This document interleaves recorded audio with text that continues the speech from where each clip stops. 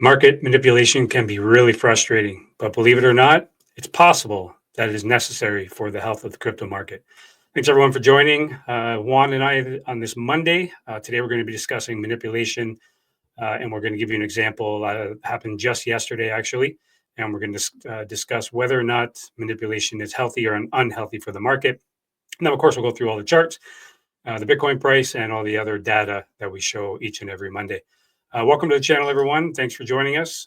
Please don't forget to like and subscribe, and also leave a comment down in the comment section down below. We'd love to hear your comments, anything you'd like to see on the future videos, and anything you like or dislike about our videos. Juan G, how are you doing today, sir? Another great day in the crypto space. Bitcoin is finally showing signs of stability. Maybe we found a little bit of a bottom. We're kind of ranging here, a slight uptrend on the daily, which we'll get into that in just a minute. So our first story this week, we'll bring it right up. Here is the tweet that I was referring to in the intro. Just yesterday, a wallet, which this no name whale, or whale no name, sorry, he's been tracking for quite some time. He tracks a lot of the bigger whales addresses. They opened up a $331 million short position. They actually added to that position a few hours later. Liquidation price set at $85,297. Now, he says here, highly unlikely that someone would risk this much without knowing something. This goes back to what we were talking about, whether or not manipulation is present. I think pretty much everyone understands that it is a real thing in the market, but we are going to discuss our own opinions as to whether or not we believe it's good or bad for the market. So here, this is their first trade, likely change wallets. That way, you know, they kind of keep themselves hidden or secret as best they can. Here's the actual short opening here, as you can see down here, for 332 million. And this is the wallet activity for this whale currently. So 332,543 at 40x, which is quite crazy, actually. So that was the tweet. There was a lot of, or X post, whatever you want to call it. There was a lot of speculation and tweets going on X saying, you know, they were trying to wreck this whale. They were wanted to buy, trying to make the price of Bitcoin go up to liquidate this whale. My personal opinion, and Marty Party as well, who's also on X and on YouTube, feels the same. He believes that this whale could possibly have opened up a counter trade on a DEX. This trade was done on a centralized exchange where it is visible. He could possibly have opened a long position on a DEX, maybe even a larger position. So in case the price did decide to go up, if the market tried to wreck him, that he would, you know, have a winning trade on the top side. Anyway, so, I mean, that's only speculation. We don't know for sure. We can't track the wallets on DEXs, obviously. But manipulation. Juan, what are your feelings on that? I think manipulation definitely exists. You look at a lot of the news, especially concerning the states implementing Bitcoin as part of their routine, and all of a sudden, before any purchases are being made, I think the U.S. as a whole is aiming for another $1 million buy of Bitcoin, and then you got states doing regulations so they can have it as part of their individual reserves. And I don't know what that budget is going to look like, and the price is at a discount, right? So, you know, definitely there are players playing the game. Definitely people are looking at different ways to, I guess, market Bitcoin and get great access to it for themselves. So, yeah, this is normal. I think that whether it's needed or not, sometimes people do need a push, right? You look at GME and the stock and how it rallied a country, really, right? And tons of people to kind of push stocks to higher prices and really put it against the man. And this can be a different way of doing it. I wouldn't be surprised if the guy Saylor has a hedge position, right, on both sides, and playing the game, things that we've discussed earlier. So I think that it might be necessary to kind of spur on the price. They definitely, with ETFs being involved and other states now becoming part of the fabric of crypto, I know that there are a lot riding on this going the right way just for future investment. Agreed. And now the other side of that, I was one of those ones that would get really, really frustrated when the manipulators would come in. We've been talking on this channel for a little while now how Binance and Wintermute kind of collude to bring the prices down.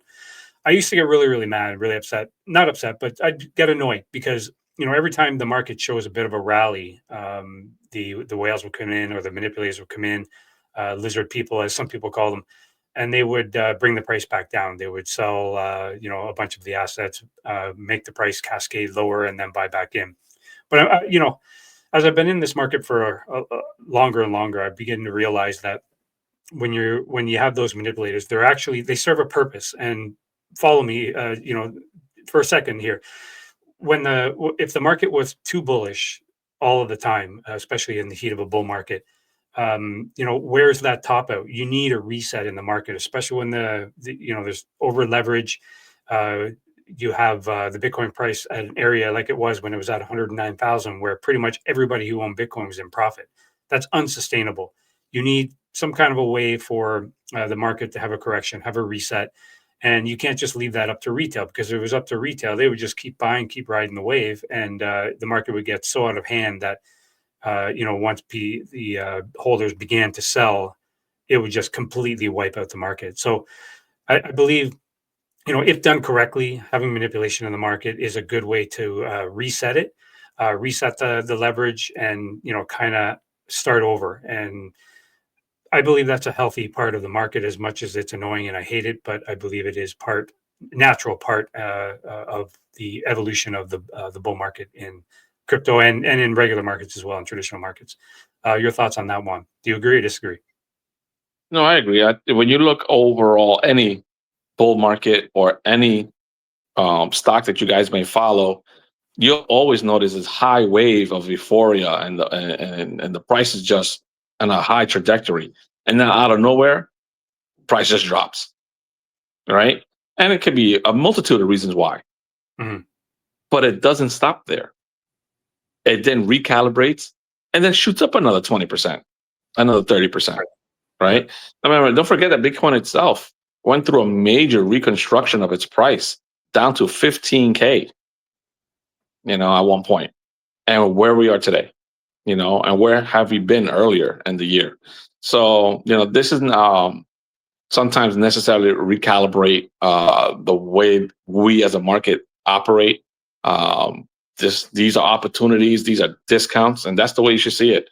No different from you walking into a Walmart and seeing your favorite beer on sale and be like, yo, I'm buying 2 cases.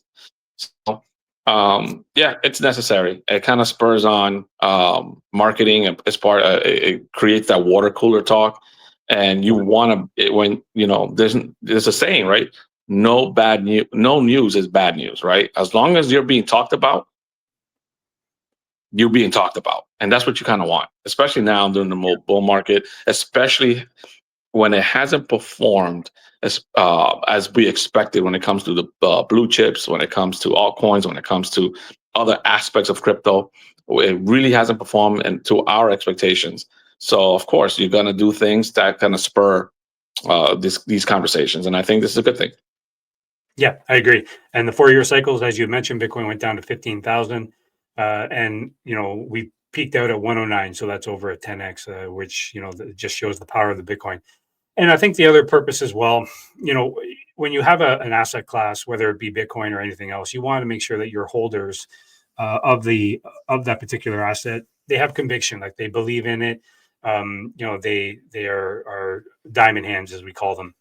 So when you have these events, the manipulation of the market, the downtrends, the corrections, what that basically does is, they call it a shakeout, and for good reason. What it's actually doing is shaking out the weak hands, those that don't really have conviction. They're just here to make money, which, I mean, we all are here to make money, but at the same time, those of us who, especially those of us who have been in for a little while, we believe in Bitcoin. We believe in the digital assets. So when you have these major corrections like we just had a few months ago, and continuing now at the lower prices of around 80,000, 85,000, as compared to 109, what we were. So those that have held are the ones that are going to continue holding into the future. So these corrections, not only do they reset the leverage in the market, but they also reset the retail. shake out the ones that are, maybe doing shady stuff or only here for one reason, and it kind of resets the market, and then they buy in higher. It's a vicious cycle, but that's the way the market works. Okay, let's move on here, Juan. Got a couple of news articles to mention before we show the charts. Canary Capital, they filed an S1 spot ETF for SUI. I know you and I are both a big fan of SUI, so that was really good news that came out. Hopefully that we do see more of the filings for SUI ETFs in the future. And then, of course, Solana, which is the other one that really we both really love on this channel. The Solana stablecoin has surpassed Tron recently in stablecoin issuance, and they just printed an additional 250 million USDT on Solana. So one thing I have learned from previous bear markets and bull markets is that when they continue to print USDT, we're not in a bear market. They're preparing for the next leg of the bull market. And I'm sure you agree with that one. Oh man, listen, anytime you get a chance to get in a ground floor of great news, right? You look at Solana, again, just scaling slowly, taking out their competitors as far as rankings are concerned. That's always great to see, especially since relatively they're new in the space compared to other new in the space. And then you look at SUI, again, more positive news. I mean, they just brokered their deal. Now they're getting the ETFs out. So obviously they have some connections to certain people up there that are helping them kind of pass certain regulations and get through the stuff quickly, because we've definitely seen other blue chips that maybe are more deserving of ETF than SUI because they've been longer or maybe produce more. And SUI is just going through it. So, congrats to them. My hats off to them. On my side, we got Pi, right? Pi Day just happened, and the price is down like 51% down from its all-time high. With that being said, I'm still bullish on Pi, right? It was free money. And I think they announced a lot of upgrades that's becoming soon. Some domains are going to be auctioned off. Again, just generating cash flow. So a lot of positivity around Pi. Don't let the price fool you. See it as a discount for those who never bought. These are one of the ones that if it hits a different price points as it goes down, these are things you might want to DCA, not financial advice, and see where it takes us. It's worth the risk at its current price. And then last but not least, Coinbase continues to be in the news, both positive and negative. And they just can't get it. Either people saying they're manipulating or not. Oh, I forgot to even mention this, right? Oh, sorry. Pi, right, has a chance to be on Binance. A lot of rumors and speculation of Pi getting on Coinbase. I mean, right, on Binance. Yeah. At the same time, speaking of Binance, maybe getting a pardon, right? We got the CEO working Trump for a pardon, giving him all the accolades he deserves, so that way he can get that pardon approved.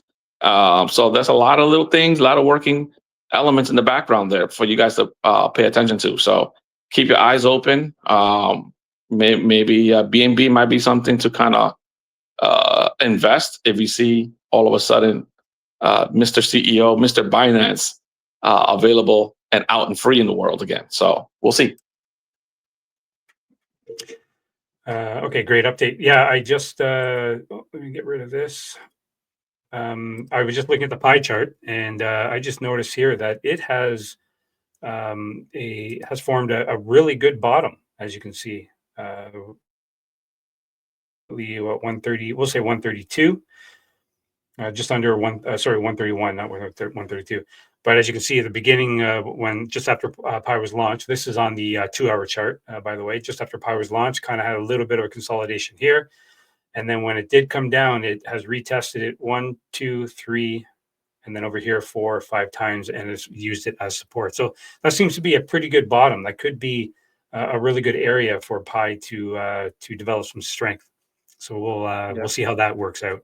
But I just noticed that now, actually looking at the 2-hour chart. Yeah, I foresee maybe like a sharp kind of decline and a spike up because they like to do these like false corrections. However, Pi might be different only because of the nature of the beast, of how it's, there's no real, well, there's liquidity, but it wasn't generated the old-fashioned way by people buying in at the beginning. So this is kind of a great thing to learn about, because Pi just operates so differently from everybody else right now. So it'll be interesting to see how this turns out. Yeah, I agree. Okay, let's move on to Bitcoin while we're all here. Let's go back to the daily. Okay, so here's the Bitcoin price and chart. I'll zoom right in here. So currently, Bitcoin's at 83,984. It has had a fairly good day today, up about $2,000 on the day. And as you can see, as I mentioned earlier, on the daily here, we are on a slight uptrend, which is nice to see.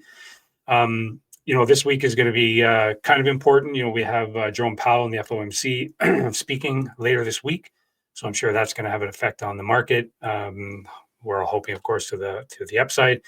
It's priced in that there will not be a rate cut. It's expected that there won't be any rate cuts, but we should hear some dovish, sounding announcements, or at least a conversation from Jerome Powell. At least we're hoping. Now, if for some reason that there is an actual rate cut, which I don't see happening, but if there is, it's going to be quite the day. Volatility will be crazy to the upside on Bitcoin and altcoins. But currently, as I said, Bitcoin has stabled off a little bit once we hit that low of 77,000, which we get down to 76,600. Close that CME gap.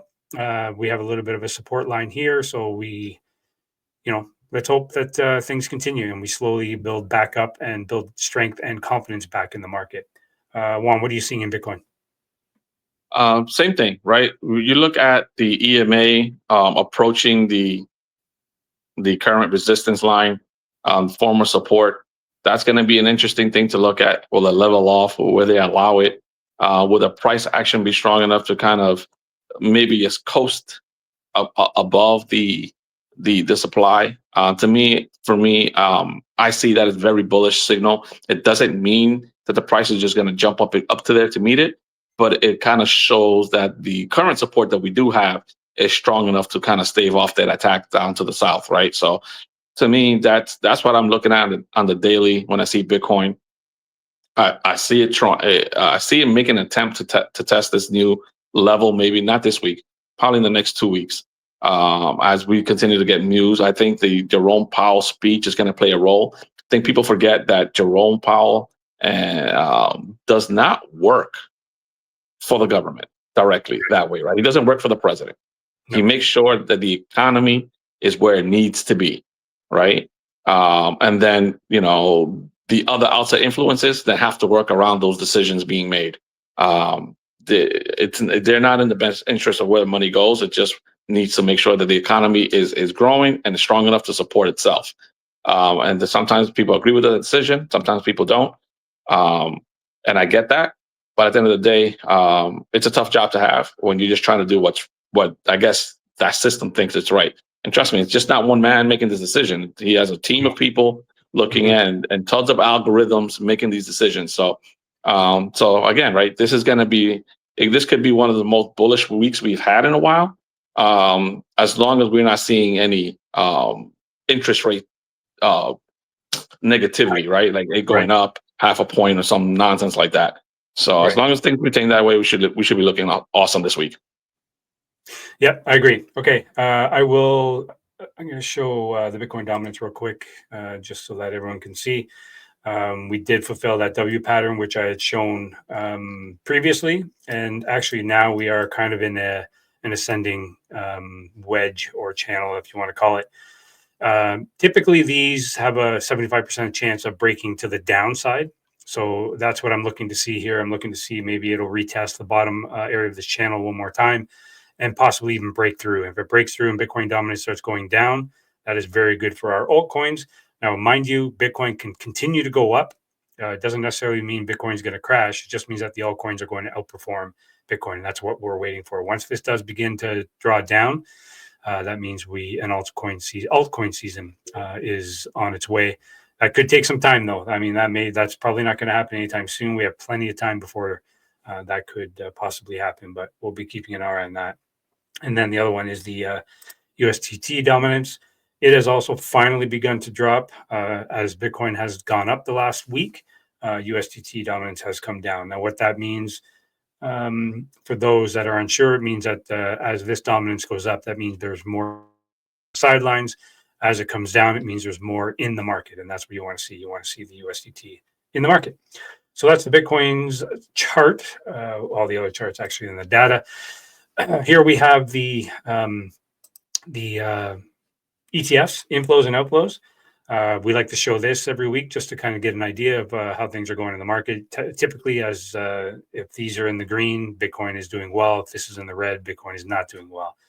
The ETF sell-offs, last week when we had that crash down to 76,000, there was quite a bit of sell-off on the ETFs. As you can see, that's becoming less and less and less and less. And we actually have a very, very slight green inflow Friday, which was an inflow of 14 million. See if we can continue that this week. This does have a one-day lag for those that are wondering. Next is the CVBI. This is a collection of all the major cycle top indicators, and it kind of gives us a singular number out of 100 as to how close we are to the end of the cycle.